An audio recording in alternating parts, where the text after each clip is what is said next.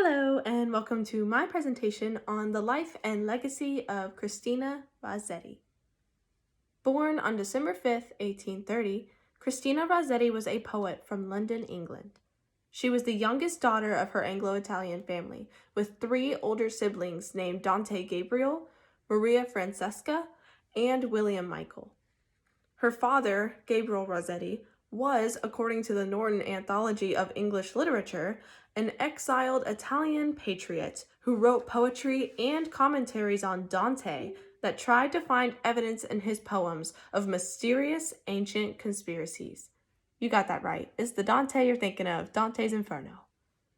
While her mother, Frances Rossetti, was a governess and a model housewife who spent the most time with her children and raising them in a bilingual middle-class household. The Rossetti home was full of energetic gatherings for Italian exiles. It was a place for conversation about culture and politics. In the beginning of her adolescence, Rossetti faced hardship. Her father was losing his eyesight and had chronic bronchitis, a disease of the lungs. So he could no longer work to provide income for the family.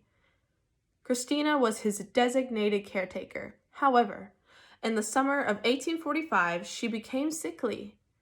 As the Salem Press Biographical Encyclopedia stated, she became weak, suffering from chest pains, palpitations, and a feeling of suffocation.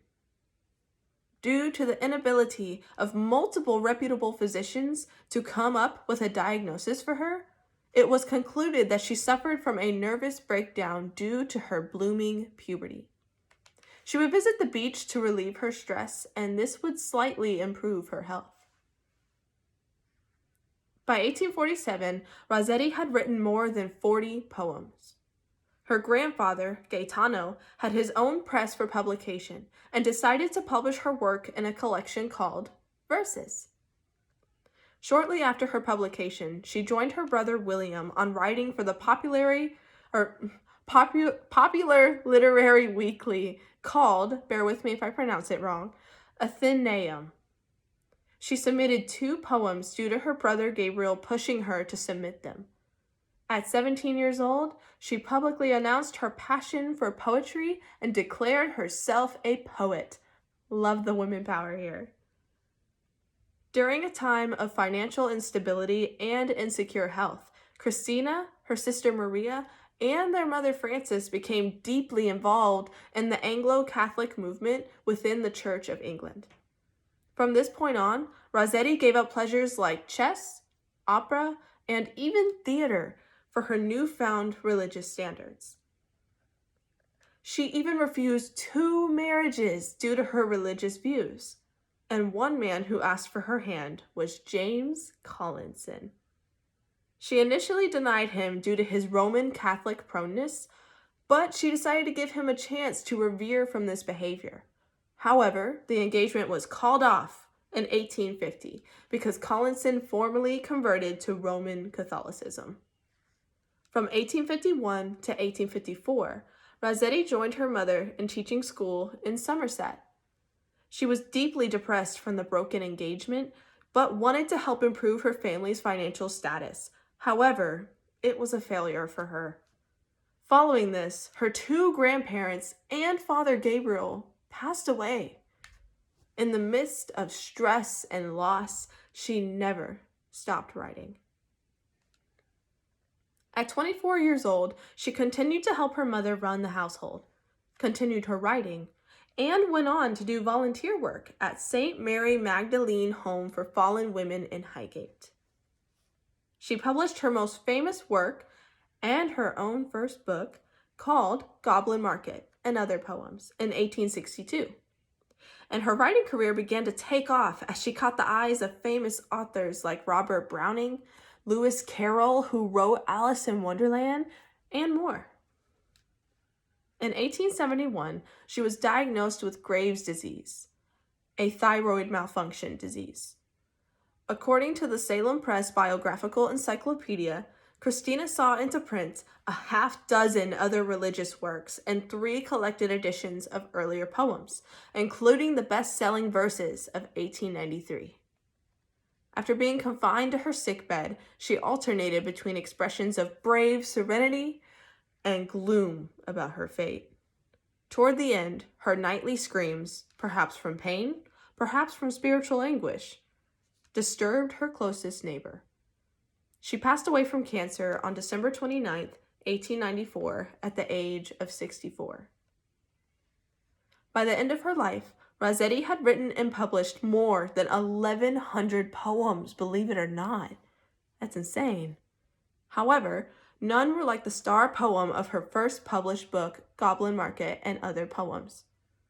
According to the Poetry Foundation, here, as in Rossetti's most famous poem, Goblin Market, 1862, lusciously described fruits represent the temptations of self-indulgence and pleasure. This work had a simple religious point of view about man and woman's temptation to sin. The poem had short, witty lines with a rhyme scheme that demonstrated the love between two sisters and evil goblins who tempt the girls to buy their fruit. As stated by Salem Press Biographical Encyclopedia, both critics and readers greeted this book enthusiastically. Fun fact, Rossetti's brother Gabriel illustrated the entire book for Christina. In Goblin Market, the poem begins with goblins chanting the same thing the maids hear every day. Come buy, come buy. They are crying out for customers to come buy their fruit. And they yell out how amazing their fruit is and what kind they have. But at the brook stood two sisters, Lizzie and Laura, trying their best to ignore these goblins and their advertisements for their fruit. Over and over they'd call out for customers, but Lizzie warns her sister to not listen to these evildoers. She tells her to be cautious of them, then plugs her own ears and runs away. However, Laura became very curious of these little men.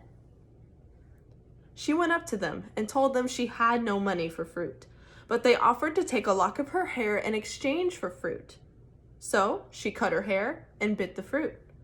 After this, she became obsessed with it. How delicious it was or how beautiful it looked, she wanted it.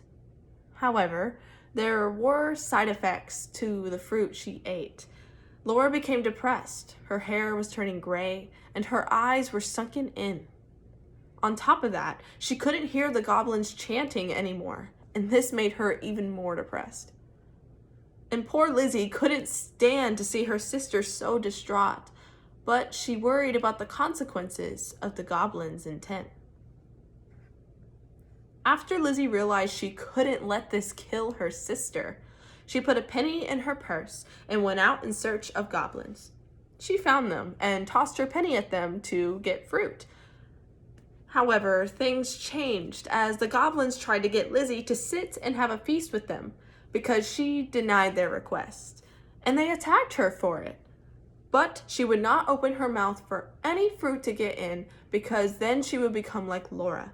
And she's trying to save her sister, not become her.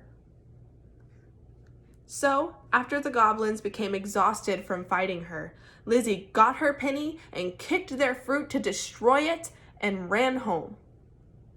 When Lizzie got home from the attack, she found Laura and asked her to lick the juices off of her. I am not exaggerating.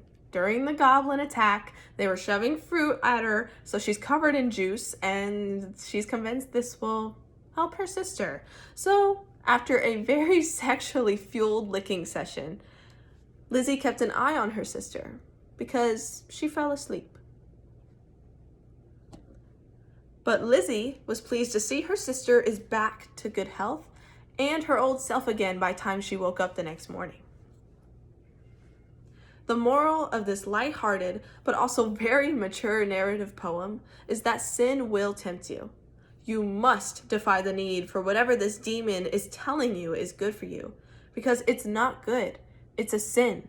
It's all a trick.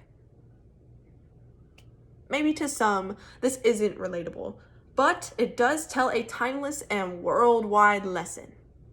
Your actions do have consequences. Thank you so much for being here for my presentation for my midterm. Here are some works cited pages I have for my references and photo references, and I appreciate your time. Bye.